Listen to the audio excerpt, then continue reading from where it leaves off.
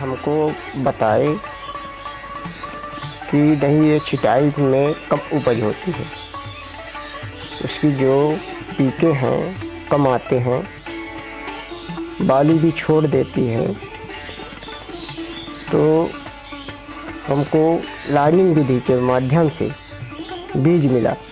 मोजर बिया से हमारे जो सत्यम भैया आए, हमको बताए मीटिंग में, और बीज भी मदद के लिए दिए, हमको सिखाने के लिए बीज के साथ खाद भी दिए। अब उस पौधों के पहले की अपेक्षा हम उसको देख रहे हैं, उसमें पीके बहुत ज़्यादा आ रहे हैं।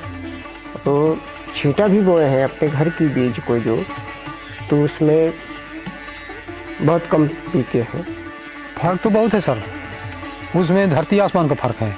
हाँ, जौन गेहूँ हुआ है कंपनी वाला, तो ये देसी गेहूँ अपना आधा में नहीं जाएगा। जहाँ वह 10 खंडी हुई, वहाँ ये 4 या 5 खंडी में बचत होगी। हाँ, डबल का फायदा दिख रहा है। हमारे सत्यम भैया और गुलाब आकर के देखे, तो फिर बताए उनके कि हमारे विधि से करो, तो फिर उनके विधि से किए तो फसल भी अच्छा लगा। जब छोटा सा बड़ा हुआ तो देखने में भी अच्छा लग रहा था। हमको वो हरियाली देख करके हमको इतना अच्छा लग रहा था कि हम खेत में ही रहें, कि चलो कोई विधि बताता है हमारे सत्यम भैया गुलाब भैया, उनके बताने से हमको मतलब 3 गुना ज़्यादा मतलब फसल मिला। Under Project Safal, we are running many programs for livelihood. Larch cultivation is one of them. We started this program last year with 10 farmers. What we have found that after the experience of these 10 people, many more have gravitated towards the project. The basic reason is that the raw material or the basic ingredient in the form of palash tree is available locally in huge quantities. There is ample of opportunity here in terms of there is a host tree. The thing is that is not being pruned properly, and that is not being taken care properly. We need to prune it very properly so that the commercial lac could be reared there.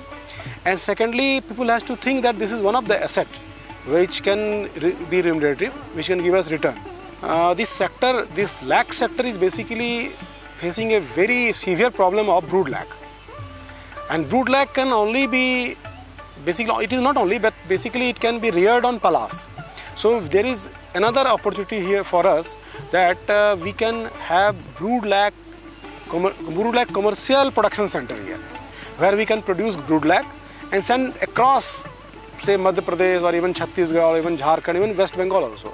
There are people who has 100 and 200 trees, individual trees.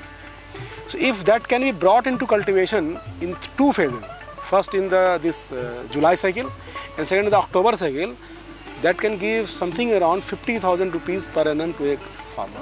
I am sure with this project we will be able to improve the standard of living of the local populace, particularly the tribals. हमको ऐसे लगता है कि मतलब यही विधि से हम फेर करेंगे। हाँ, यह विधि हमें बहुत सरल है।